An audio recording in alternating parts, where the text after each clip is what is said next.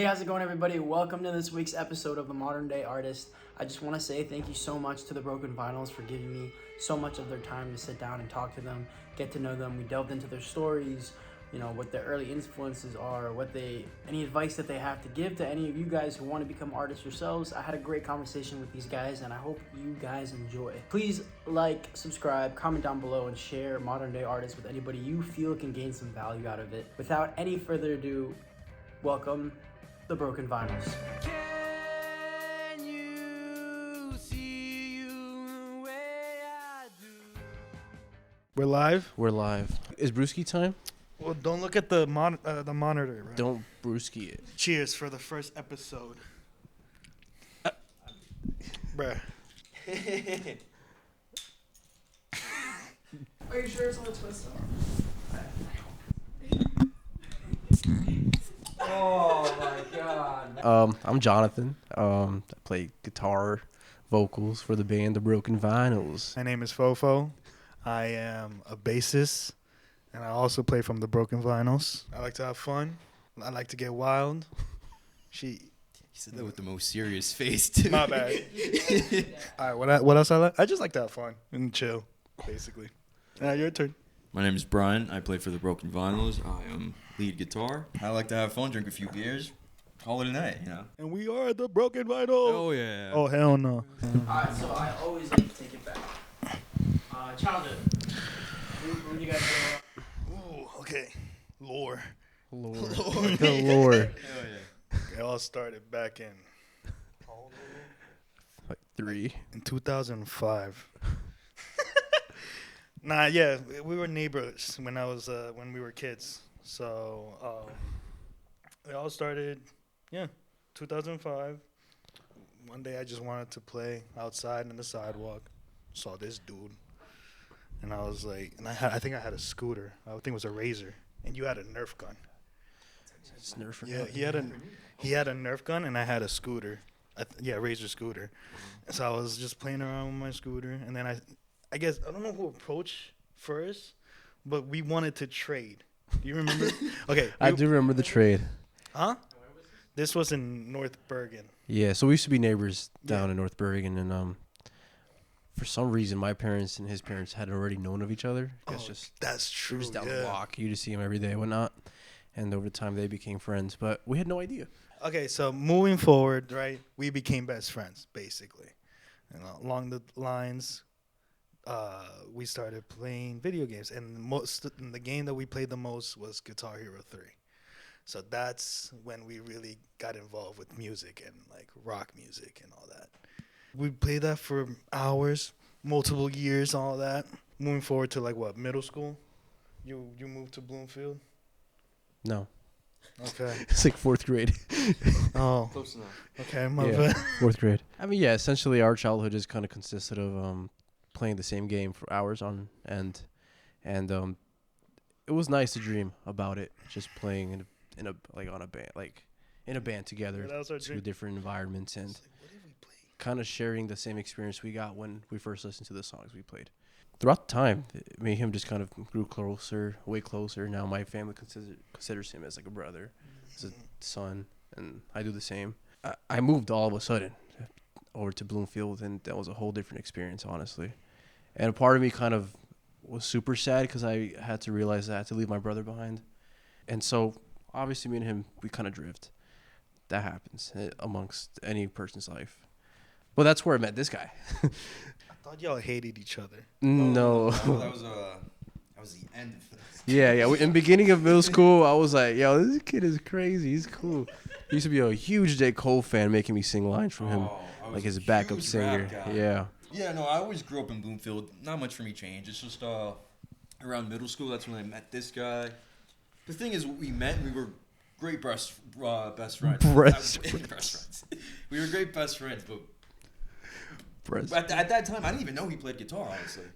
That's the thing. Like, music wasn't even a big part of, when we were... Well, no, I knew you played guitar, but it was such a small part of you to me. Because we never really... We bonded over music, but not, playing instruments. Because I didn't pick up an instrument until 2020. That's when I first started playing guitar. So, back then, it was just making him listen to J. Cole and shit, But it was a great time. Middle school was a great time. It was All right, now tell us about the evil art. So Again. usually there's 4 of us, and then the drummer just left recently. His name was Rockwell. Awesome drummer, awesome friend too. Yeah. But me and him had just started an account in high school. We both played instruments, pretty experienced, and we decided just to covers 90 songs, 1,000 songs. But that's really as far as it got. We joined a few bands throughout our years up until like junior year. That's kind of when COVID happened. We just didn't do it as much. After that, we had just left another band, the Preachers Club. I remember talking with Rockwell, and Rockwell talking with me. He said, man, we just got to do our own thing. Because we were just kind of like people going to a group as opposed to us being the group. Yeah. And for the longest time, I had been convincing this guy to be like, come on, join a band. He never did it. Yeah. Never did it. Why? Because I thought I had my own life, like settled. So I was, before all this, I was into culinary school. So I was into the cooking stuff, and that takes a lot of your time. So a lot of your time will be in the kitchen. So I really enjoyed it. Don't get me wrong, it was fun. But this dude keep just like nagging me on just like, yo, let's you want to join a band? You want to do something? You want to make some music? Or you want to do some shows? I'm like, nah, dude. I'm It was okay my dream. with that. It was my childhood dream. Like, well, it was my dream as well, but I always thought it's like, that's just like a, hard to make it. it's just like, that's just like a dream. That's not real. That Hard to doesn't make it. exist. Okay. We had one last show Oh, yeah. with the Preachers Club, and the singer fell ill, and we had to come up with a whole set of covers within 24 hours. And it was actually over here at the Meat Locker, and he came along. He said, you know what? I'm going to play bass for you guys for that one show under the Preachers Club. And the singer would rotate between whether it be him, me, or anyone else, honestly. It went pretty well, and after that, he kind of realized, like, oh, maybe I do want to do this. And so we said, awesome. We just left the band, so how about you join us, me, Rockwell, and you? We could start doing this thing. Yeah, that's how it. But then I kind of realized we needed a 4th member for at least the vision that we had for the music we wanted to write. And at this point, me and Brian hadn't really been close. Not that close, but we weren't. We had close. just come from watching Backseat like a month before. Yeah. We were on that high, We there's nothing better than seeing a live band. Wait, you guys saw Backseat Lovers before the band? Yes, that's what we were talking all about did. yesterday. We all did 3. We all did. He picked us up. I picked them Dude, up. I swear to God, I thought we were already a band when we saw Broken Vinyl. No. I mean, the Backseat. The Backseat. We saw a backseat. Oh, okay, so you- 22nd. So y'all say like y'all were mutuals? Yeah, we're just trying to get close, trying to find the common interest. Oh, okay. And then I called him up, and I'm like, dude, you want to be a temp? You want to be a temp for our band until we find a better guitarist? Would you be down? And then That's not how you led. what? He told me it was permanent. Actually, no. No, he didn't no specify. way. He didn't specify. Oh, okay, I was He about didn't to say. specify. I just found out like a month ago. I was a temp. Sorry, I'm so sorry. I just found out a month ago I was a temp. Which, can you believe after 2.5 years, that's when they tell me? That's crazy. Dude, I didn't even know you were a temp. They didn't tell me. Well, I knew Fair you were enough, I knew you were good at the guitar. It's just not that good at that point. I mean, I was given though, you were what? Because I picked up toward 2020. Yeah. So I was a year in. But I was learning songs from YouTube tutorials and stuff. Yeah. So I didn't know what I was doing. I just knew what to do, what they were doing, Yeah, we called him up, and he came over. We had a few jam practices over by my grandma's basement, and oh damn, that happens a bit. So we played it out. We had a couple shows. We had a lot of shows that summer actually, and we kind of decided let's keep him in. He got better exponentially, and that's what came to be the Broken Vinyls, honestly. Like when I thought we were a band is when we played that Meat Locker show. Yeah, but we didn't know what our sound was. Oh no, for sure. But I do know. I do know we had chemistry. For sure. I agree. That's how I knew. I was like, yo, this is cool. Good, Yeah. I mean, it had been a new experience for all of us because we didn't really know where to take it, how to do it. There's really no class or teacher to be like, this is what you do. And over the months, we kind of just We learned. figured it out. We did what we could, took any opportunity, and we're like, okay, we're actually putting a lot of work into this in time. I don't think it's that much of a hobby anymore. We kind of want to make it the lifestyle that we want to go forwards. I like to talk about what your influences were. Is it? We can do individual if you want, or I mean, it's also about you guys together. Let's do both. Yeah. Yeah. A lot of Nirvana. I was a huge Nirvana head. It's kind of weird because today is actually 30 years since he died, Kurt Cobain. So it's like coincidence. I don't know, but Nirvana for like 4 or 5 years. No. Then I got into. It's okay. Yeah. Cheers to him. Then I got into Metallica, and then Pearl Jam, and then I'm like, damn, just some good music. But I wanted to like open my taste. I used to hate rap. I hated J. Cole. Probably, yeah. I just felt like it wasn't creative in the same way that the rock bands I listened to were. But Bryant then reintroduced me to the idea of opening up your palette. And also just trusting new music that's coming out and just hearing it out instead of just assuming that if it's not from the 90s, 70s, 60s, that it's bad. That it actually has some potential. My influence has been very on 2000 style, like 2000 new metal, sometimes 90 grunge. But most of it, yeah, grunge. It's like, well, How does one get into grunge? well, I don't know. Everyone starts with Nirvana because Nirvana is like grunge. But then when when you start listening, it's like, oh, I like this sound. Let me see what other bands there is like that has this type of sound. So you could go in a deep dive, it's just like, oh, what other bands were in the 90s that was with like Nirvana? And then you will find some other bands like Soundgarden, Alice in Chains, Pearl Jam, those type of bands. And then you keep listening and be like, oh, this is sick. But I usually grew up I'm in 2000s, baby. So I grew up with a lot of noob metal. So I've been seeing a lot of heavy bands like Slipknot, Deftones, like Linkin Park, those type. System of a Down. Yeah, most of those bands. So I was very into heavy metal. And also I was into rap. So I really like rap. 90s rap, 2000 rap. I guess we got to start with J. Cole, honestly. Oh, sorry. Sorry. Keep forgetting that shit, man. I'm sorry. Yeah, when I was little, I didn't really, I listened to music, but it wasn't really, a huge part of my life. Always, it was kind of more of I listened to the radio and stuff. I used to love, Z100, Top Hits. All I'd listen to, but it wasn't until, middle school where it was kind of okay, I love rap. It was mostly, the lyricism of rap, too. Or, I don't know, man, because one line can mean 5 different things. It's all up to what you want it to mean, And that's what I found really beautiful about rap. The artist can mean one thing, but that doesn't mean you're going to take it the way they mean it. And I think that's a beautiful way to view lyrics too, because that's even what we try to write about now. Because even in our lyric writing too, I go back to rap a lot. I listen to some rap, and I listen to some artists I love. Where, they have great lyrics, and it's just kind of wow, the way you could paint a picture with such few words, it's beautiful. That's a good personality trait. You like more lyricism. It's because of rap. And then I'm more of a feel guy of how sound is. Yeah, but then my feeling came in once we started listening to Backseat and shit. Well, yeah, but everyone has their trait. You're pretty good on the lyrics. Thank you. So that being said, for the sound of you guys as a band, right? What would you describe that? Northern Lights.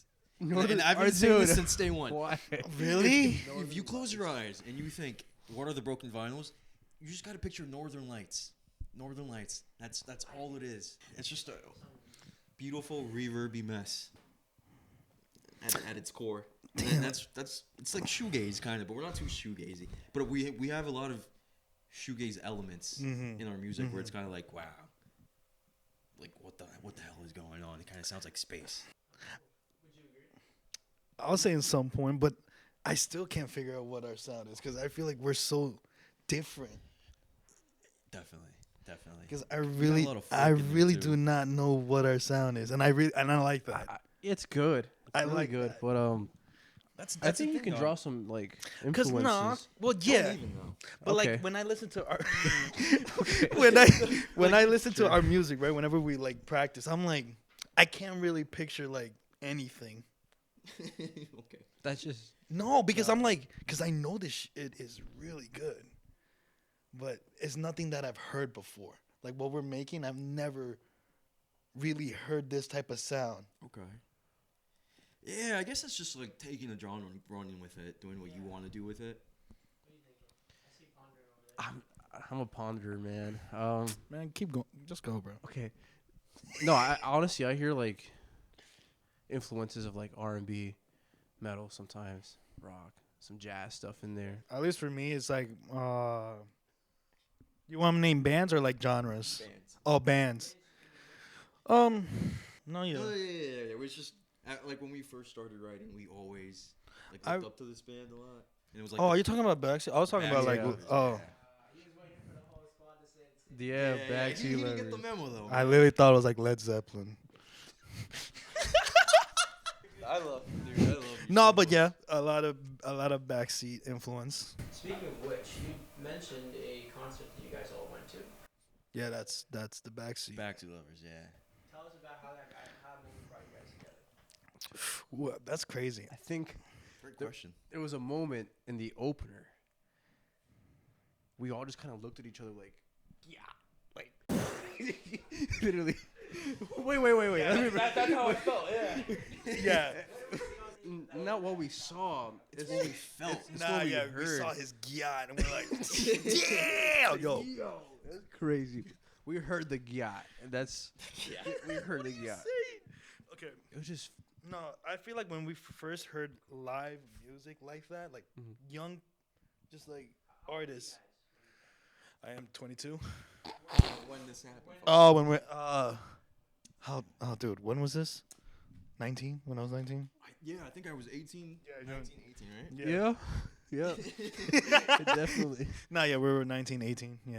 Around there. What was the venue like? Were you guys like moshing? It was like a Like, It was at Webster Hall. It was at Webster. no, Hall. so like Hall, the What? It was at Webster Hall, just like a nice little hall. It's beautiful. It was yeah. And we were almost all the way to the front, We but touched him. not We quite. touched Josh. Oh, we hard. did touch him. He went. He did a stage dive, and we're like, stage dive, We actually dude. have a few we were right stories. where he dove. Dude, I touched him. I just smell it. Yes. dude, I grabbed his ass. I mean, I grabbed his gyat. When we watched it, I feel like it was the opening. Like when I really watched that opening that they did, Over under. Over under. Over Or the over under intro? or like the intro song. intro song, like Oh, their yeah, opening yeah. intro I song. guess it was just seeing them live, honestly. Just together, yeah. Yeah. Hearing that and knowing we all played instruments. And I mean, at the time, though, did you guys even leave Preacher's Club yet? Or No, we actually They were still in we threw a Preacher's Club. CD at Josh. Oh you yeah. threw his old band CD at the lead singer. Yeah. And he actually saw it, but like, He saw it, he picked it up, blew me a kiss, and never. never hit him back. Yeah. How long have you guys been a band? How long have you been? We just hit 2 years. 2 years. Just, yeah, this March 5th was 2 years, right? And through that, I mean, I'm sure there's been ups and downs. How would you say for people that want to start a band that haven't taken that next step yet? Like, what did you learn? What can you tell us about it? Jump into it. There's no better experience than real You experience. really just have to like Go all be in. passionate You gotta about go all in. be passionate about this. If you really love music and you want to start something, be passionate about it. It's like anything in life, man. You just gotta put the work in. Exactly. You really Get got to put the something out work. of It's like it's all fun and games, yeah. It's all cool, but when you're like deep down in a basement or just by yourself See no progress, too. and seeing no For progress, long or- months. That's a big part of it. I feel like I feel like people don't notice, like, because I like, damn, this is like taking forever. it's dedication. I really like that's dedication. What do they not see? Being locked in a basement for 9 months, for like 4 hours a day, Basically, man. and just Mhm. like not necessarily arguing, but never really having. We're never Well, really all three of us agreeing when- on something. When It's we don't know anything about like being a band, right? So we all have Yeah. our different ideas. and it's then we kind of just- not knowing what to do with Mm-hmm. what we have, and So how do you guys get past that? Like, how do you Well, we learned. collaborate with each other? We learn from it. Yeah, pretty Yeah. much, man. We talk. We don't like outburst or anything. We just try to talk it out and be like, all right, let's settle this. Like, what do we actually want Yeah. in this band?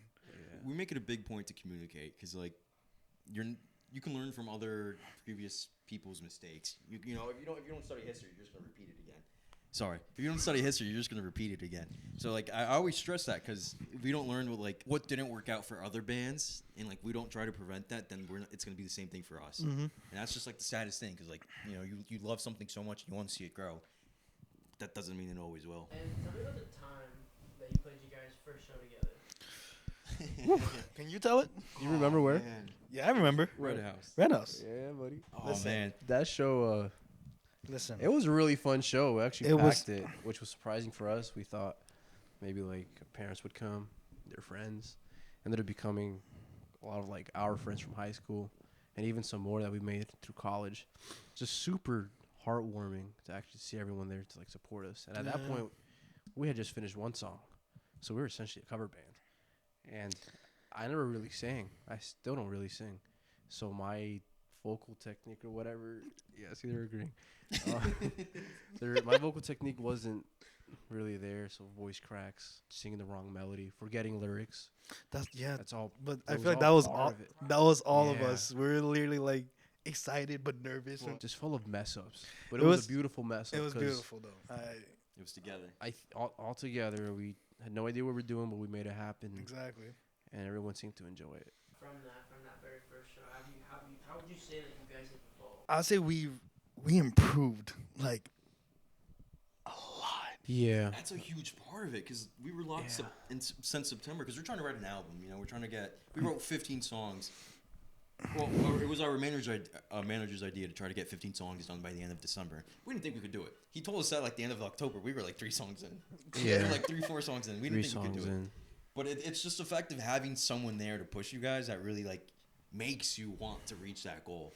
And we did it. We wrote the instrumentals, not the lyrics and melodies, because that part takes forever. But like we wrote the instrumentals and shit for like the whole 15 songs before December. And we didn't make it like basic. And that's the thing. We like because at one point, you do stuff so much. You're locked in the basement. You're kind of one of them like, okay, just do this, do that. Yeah, whatever fits. Yeah, Get it over, basic. exactly. We didn't do that. But you're not genuine when you do that. You're never authentic when you do that, And that's what we wanted to stay true to. Because we never wanted to. We feel like we always have a story to tell with our instrumentals and even just our songs in general. And I think it's our job to get that done well, not just because we want to get it over with. For the time we had, I think we really at pushed doing ourselves. I really think we did too. We did amazing. And like even then, like we kind of burned out in like February, so we had to take a little break. We played like Smash Bros every day. But it was still so fun, so rewarding to have done that. I just think from the EP and what we have, that's like for the album, it's like way different. Yeah. Way different. Our playing is different. I think we improve on as musicians. I think just the chemistry between us and like what's different now than what it was before. Honestly, we all feel like brothers together. We can say anything we want, and I think that's the most powerful tool we have because we can really just get down to like fixing what's wrong and arguing about what's wrong and if it's wrong, what is wrong.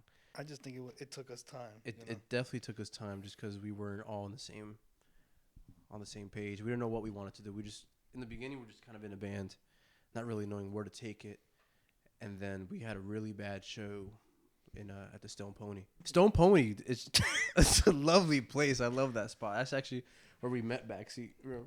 Yes, I remember.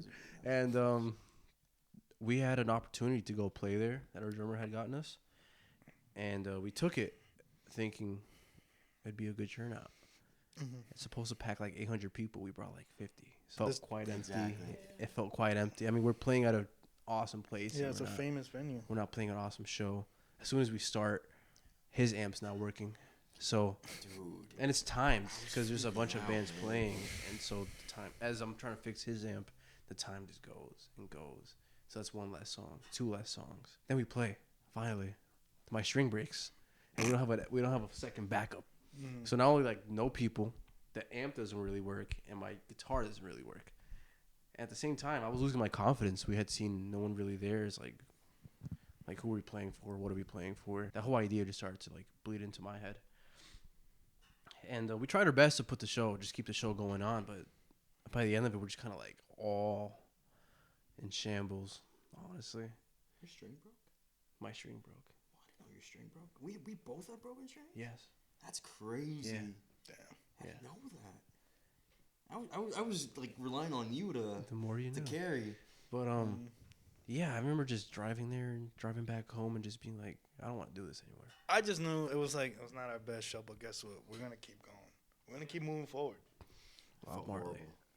Because like my string had broken too, and I felt like it had broken right before very important songs. And not only that, that was like before, that was before we decided to not take it just as a hobby. That was when it was still kind of like, oh, we're doing it. Not that we're doing it for fun, but I wasn't taking it as serious as I was supposed to. I wasn't practicing every day like I should have been. I wasn't doing the stuff I had to do. And it was after that show that really kind of stuck with me because like I just feel like I sold that show, honestly. And they were really nice. They were like, nah, man, it happens, and like it does happen. It happens. But, There's this one show. Remember when he broke 2 guitars? yeah, and they had backup for those. They had guitars. backup guitars. Well, yeah, we even had a show up in was it Binghamton? It was big. Yeah, Yeah, Binghamton, and in a basement. It was pretty cool. it was awesome. And we brought an extra guitar just in case that happens. I just tend to have heavy picking, and I broke it. I'm like, okay, next guitar, playing the last song, breaks again. But thank God it was the last song. We had just finished it. That show was awesome too. That was our first time actually playing out of state. So That was a great show. one of our our first shows, Mm-hmm. and then a year later, we had the show at the Stone Pony. That was We all kind of came back Well, from the Stone Pony the next time we practiced. yeah, I thought I'd talk to you guys about yo, we need presence when we're on Yes. stage yes. because we're lacking on that. Why are you looking at me? Okay, we need Yeah, presence. look at me. I can take it. Come on. Yeah, I know. We needed presence when we were on stage. And that was the thing we lacked a lot. We lacked a lot about early that. on. Like even now, sometimes we're lacking, but like at least now we're aware. Mm-hmm. I say it's because it's learning. It's like it's so new to us. We're on stage. We're like playing for people. That sounds crazy to me.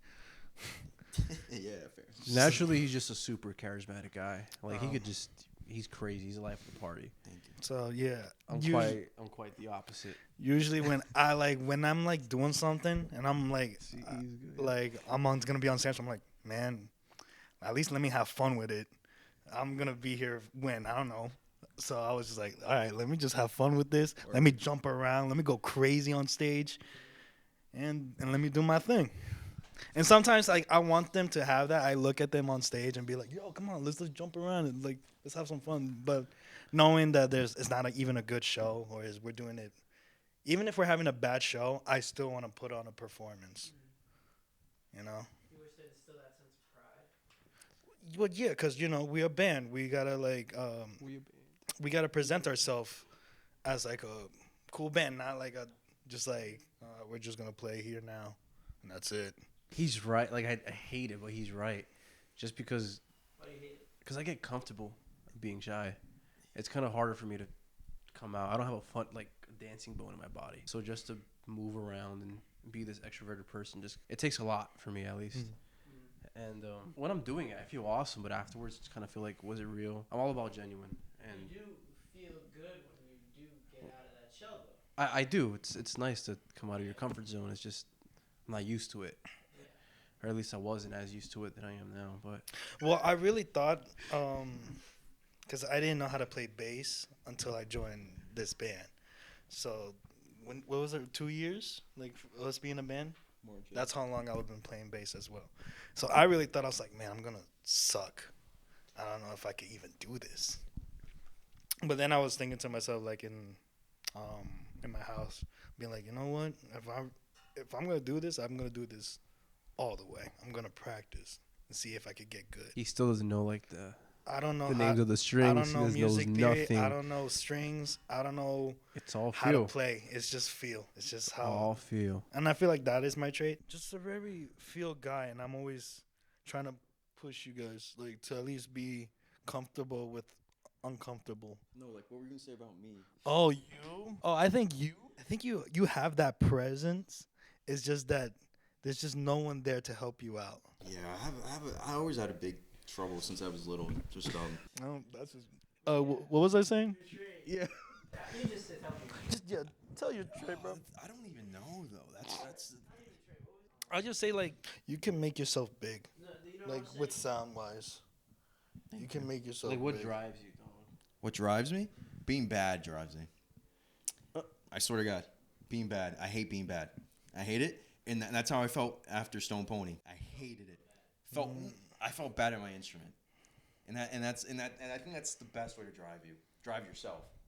Because if you just think I just think there's no better motivation than thinking you yourself are bad at what you're doing. So it's no one's gonna save you. Like there's no one to help you. You just gotta do it yourself. And that's why Stone Pony, when that happened to me, I was like, all right, that's when I'm gonna actually start practicing every day, studying what I'm doing. Not necessarily studying, but like seeing like live performance and seeing how like basically at its core, no one was gonna help me. Like I had great people around me, but I didn't have the experience they had. I had to get that shit myself, and it was that, and it was just at its core, it's just that, just practicing. I always say like I hear things in my head, but I can never execute them on the fretboard. That's a big con to have, especially in playing lead guitar, because I always hear it, but that doesn't mean I can play it. And it's just, I want to get to the point where like I hear it and I could automatically put it on the fretboard and then make that stick.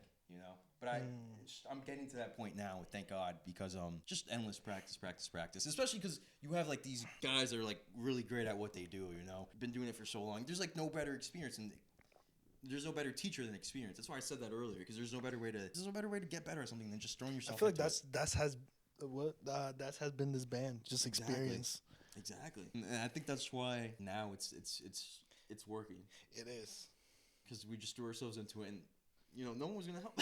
Why are you making that face? You good? No one was gonna help us, so we gotta figure this stuff out on our own. And we don't know if we're doing it right or not, but to us it sounds good, and that's all that matters to us. If we like it.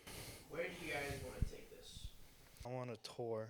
I want to see Utah. I want to see Utah. I just want to tour the Midwest. I want to say like I want us to be financially, just like stable on this music thing. That'd be nice. It's just like, what it is? I feel like it's that thought of us like, but what if we don't? That's what kills you. But I always say like, and if we don't, I'll say let's keep pushing it. Right. We gotta keep pushing this shit. Never know if you don't try.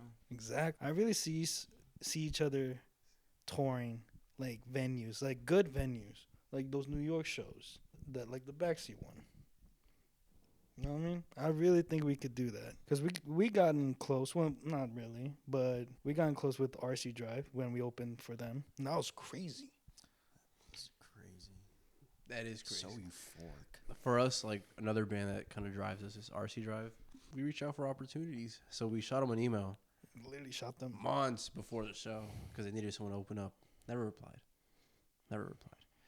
And I had just got a new job and had a 90-day probation, and I couldn't take a day off. And then they texted us on a Tuesday, right? When was the show? I forget. It was on a weekday that I had to work. And they emailed us back a day before the show. So I'm like, damn, I can't even take the next day off or nothing. Like, nothing. And I said, fuck it. We're going to do it. This is like one of our biggest fucking idols and everything, honestly. So we took the chance. We drove 8 hours. We figured a way out to go all the way up there and play the show for them for 30 minutes just to meet them, just to show face, just to have that same space as them. And it was actually our first time ever being in a green room. Yeah. Which is weird. That was it was like, wow, this is a green room? It's not even green. That was my literal first thought. I'm like, where's the green in this? It's like yellow. We came up, opened up for them, and it was awesome show. It was an amazing show. Even getting to meet them, just seeing how they play live. Yeah. Oh man, it was just a great time. So euphoric. I just think like just because we shooting our shot and like just putting ourselves out there and willing to do it, I think we got a shot, man. If we're dedicated to this. That's what it is most of the time. You never miss all the shots you don't take. Exactly. We just shoot whatever chance. Like even with our not our last show, but the second to last show, the one in New York. So you're talking about Box Rooster? Box Rooster, yeah. Box Rooster's another great band on the come up, by the way. I'm just shout them out. We're a great band. Great band.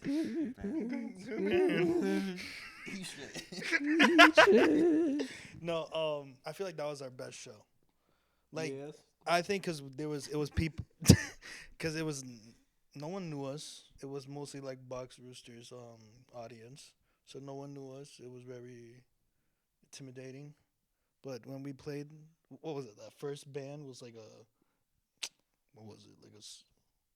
There was like a cover, like the Strokes. Yeah. You could talk on the mic, bro. Yeah. You could say that. Yeah. Just let me Yeah. know. Okay, yeah, they were like a cover band that was like the Strokes, and no one was jacking it. No one was fucking with them. So in my mind, I was like, this is a great opportunity to blow their minds. So, exactly. So when we were up next, I would say, because no one knew who we are, this is a new audience for us. I told them like we need to like do something, yeah, blow their minds. And that's what we did. We really we set up the bar high. We grabbed them by the balls and we said, "Come here, just come a little closer." And the way you know that an audience is listening is if they're quiet. They're not talking amongst each other. They're not doing anything. They're just watching, enjoying the show. They're not trying to distract themselves on their phones or anything else. And I think that was one of the first times we've ever experienced that, and seen that in a full audience. And it wasn't a huge audience by all means. It was like 60, 70 people. What do But you it mean? still- It was a huge audience. Yeah. No, there was huge more au- people. It was an awesome show. It was like it was full. Basically, it was just a full. It was a full venue, and we rocked that shit. Rocked their socks off. Yeah, and I felt so proud. I was like, this is what we needed, because this is people that we don't know. This is not like our fan base. This is just people here that just want to see a show, and they liked us. I think it's really motivating to meet new people and see new people at shows, and then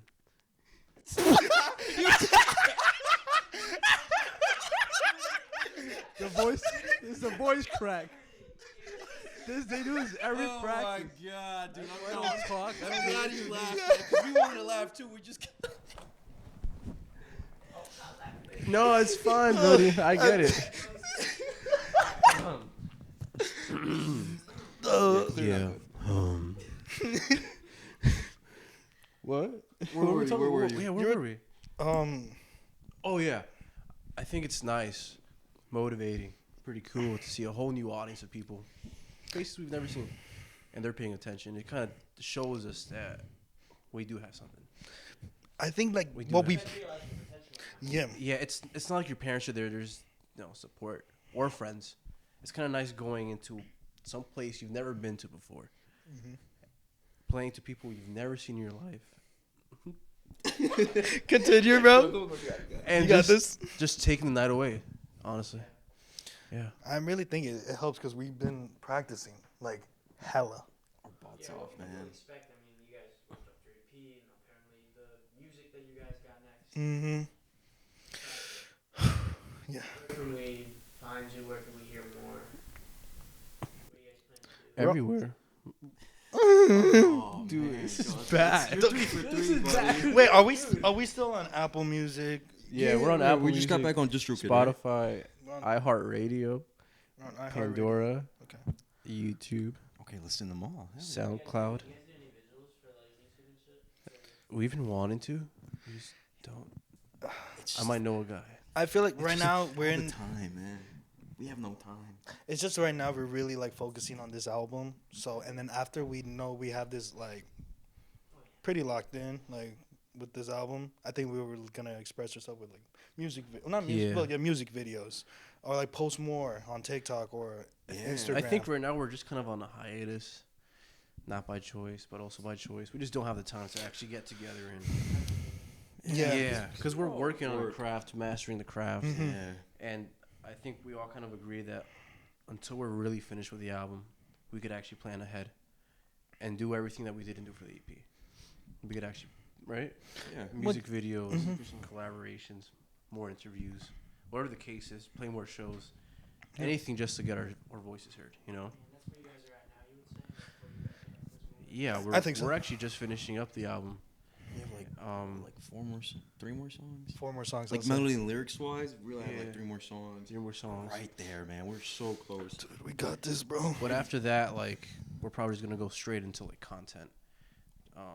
Shows again. Every shows. We haven't played shows in a bit. New merch designs. I don't even know. Just everything. We're gonna try to kind of in a way rebrand, Well, yeah, right? Yeah. basically. Because Low-key, it's a Because business. right now, well, did we talk about saying like Rockwell left the band and stuff?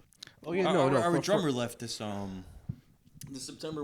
That's when we started writing all the songs, you know, and Our drummer unfortunately left this September. Yeah. No, not September. Sorry, this just January. You know, just Life band happens. Yeah, band life gets busy. Your own personal life gets busy too. It's hard to have a balance of the two, and that's unfortunately what happened. Yeah. So he wanted to live, his personal life, and we respect that.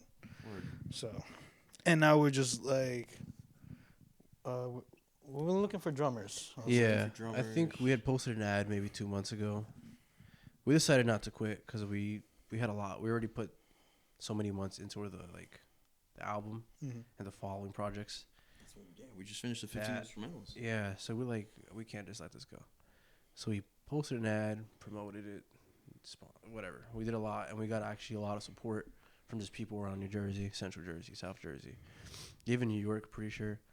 And we tried most of them out, most of all of them Basically like an audition. And we just So refreshing. we just wanted to meet someone who had the same energy as us, same vibe, the same dedication, the same drive, same us. We could just make fun of each other. Yeah, pretty much. Because at its core, that's what we care about most. Just that chemistry. So being able to goof around. But we're looking good. Yeah. Yeah, we're looking good. On these, we have a couple. There's a couple. We have a couple. We have a couple, and we should have it down by next week. What is your guys' message? Oh wow! What's our message? Dude, I don't know. Cause be free. I don't know. That's my message. I really want people to be free and be themselves. Cause I feel like people are just like too afraid of just doing what they want to do. And I want to express that you could just be yourself. I'd say love freely. Love what you see. Love who you are. Love everything. Learn to love hate. And learn to experience the feelings that you're feeling. Don't convince yourself that you shouldn't feel those things. And learn to love the way that you could feel. Mine would be just whatever you do, it doesn't matter what you do. If you have your own back, that's really all that matters at the end of the day. That's all you kind of need to keep pushing. And you'll find as time goes on, you lose friends, you lose family members, you lose people you thought you had forever. The only person you really have at the end of the day is like your own back. And that's really all you need to keep pushing through. Be free, love whatever you love. Just everything you do, just do it with pride. Have your own back always. Yeah. And That's pretty good. That'd be my message. Hell yeah. That being said, I'd like to thank you guys for driving out here and telling your story. Thank you for having Thank us. you for having man. us, man. It was This is sick. Super in depth. I love you too. I love you, man. Nah, yeah, this is pretty sick. Yeah. I like this. Sick, yeah, super sick. First time, even just having a TV there, man. Nah, yeah. Thank you, thank you, man. man. Thank you. Thank you so much. This was a great interview. All right. We're the Broken Vinyls. Nah, yeah, check us out. Social media, it's always the Broken Vinyls. VINYLS. We spelled it wrong, but who really cares? Album coming soon. That's how it came to be. us. Hell yeah. Vintage Nepos. Bye bye. Thank you for having us.